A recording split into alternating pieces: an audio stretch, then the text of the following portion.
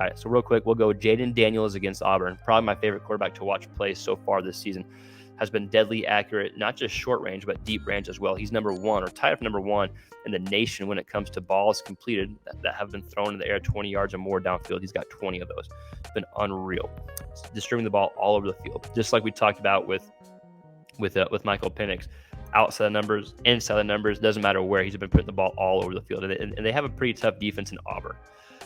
Auburn's defense, the most points they've given up so far this season has been 27 to Georgia and to A&M. And Georgia had 7 of those points came in the fourth quarter that Georgia came to take the lead. Auburn's defense played fantastic against them. Auburn's defense played really well against A&M. I think some of those points came off turnovers or A&M got the ball in a short field. So regardless, that defense has played pretty stout. They made UGA earn the win. There was nothing special about or fluky that they stayed in the game. Their defense made A&M or made Georgia earn that win. So if you're Jayden Daniels, what are the big keys? Well, one, distribute the ball he's been doing. You have arguably the best receiving group in the nation, right? You have some really solid NFL receivers. Distribute the ball to them all over the field. No turnovers. That's always a freaking pet peeve of mine whenever people talk about, right, the keys of the game, don't turn the ball over. But I think in this case, in this game, it's really specific because Auburn's offense hasn't done much as of late. Now LSU's defense struggles a lot. So you just don't want to give them a short field. You don't want to keep them in the game. You don't want to give them a reason to stay in the game. So no turnovers. And just take what the defense gives you if you're Jayden Daniels. You've had all this success, but there's no reason to force it or push it, especially starting off. Yeah, you can make any throw. You're literally throwing your guys open like every play. It's not just guys getting schemed wide open. Like you're making NFL-type throws. But you take what the defense gives you and know those deep shots are going to be coming at some point, even if it's not in the first quarter. Again, Jayden Daniels, Auburn, I think it's an underrated game, but I don't think it's going to be a shootout. Like I think Auburn's offense, even though LSU's defense has really struggled, what Auburn does, they don't really have a passing game. And that's been LSU's biggest weakness on defense is defending the pass.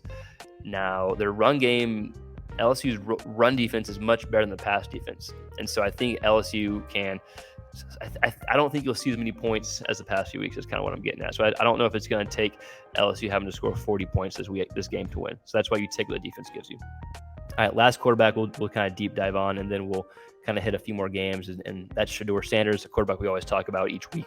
They got Stanford coming up this week. It's a Friday night game, kind of like, 10 Eastern, 9 Central, right? So kind of late. A team you don't want to necessarily sleep on. Now, they're 11-point favorites, I think Colorado is, but with Colorado right now, I think most every team they play is going to have a chance for the simple fact they can score probably on Colorado's defense, and they're going to get pressure on Shedeur. And to me, like my big takeaway, my only real note was, hey, it's the same story, different week. Same story, different team. You're going to have to find a way to slow down that pressure. Shedeur's getting hit. And then, he's such a great situational player that when the time comes, like he's able to make those throws to win or put his team in position.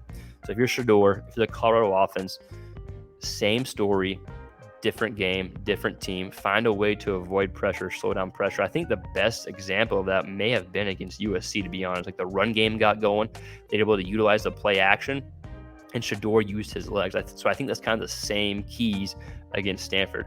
Use your legs, some quarterback designed runs, get Shedeur throwing outside the pocket. Even if he's more comfortable inside the pocket, you want to do anything you can to slow down that pass rush.